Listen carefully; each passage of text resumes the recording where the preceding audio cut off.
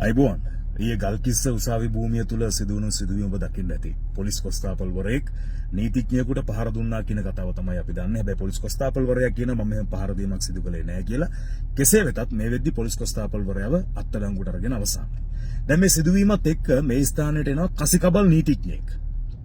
ඌ ඇවිල්ලා උගේ පොරත්වය මහාන්තත්කම ලොකුකම ලෝකයට ප්‍රදර්ශනය කරමින් මා අශීලාචාර අශිෂ්ට අප්‍රසන්න පහත් නින්දිත විදියට ගෞරවනීය අධිකරණ භූමිය තුල අමුත්‍ත්ත කුණුහරුප කියමින් හැසිරෙන ආකාරය ඔබ දකින්න ඇති.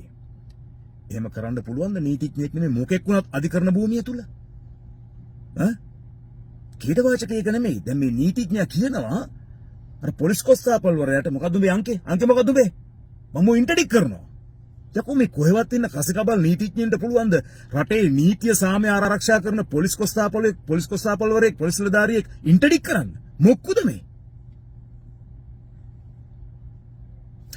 අපේ රටේ නීති වෘත්තිය බොහොම ගෞරවයෙන් කරන පිරිසක් ඉන්නවා. මම ඔබතුමන්ලාගෙන් ඉල්ලා සිටිනවා ගෞරවනීය අධිකරණ භූමිය තුල මේ නීතිඥයා කියන මේ රැකියාව කෙලෙසා දැමු. ඒ ගරුත්වයේ කෙලෙසා දැමු. මෙන්න මේ කසිකබල් නීතිඥයෝ කියා ගන්න උන්ට විරුද්ධව පෙනී සිටින්න. කතා කරන්න.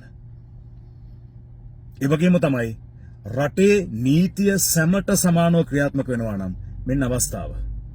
අධිකරණ භූමිය තුල මේ පහත් විදිහට අශීලාචාර විදිහට හැසිරුණු මෙන්න මේ කසිකබල් නීතිඥයින්ට විරුද්ධවත් නීතිය ක්‍රියාත්මක කරන්න. රටේ මිනිස්සු බලාගෙන ඉන්නවා.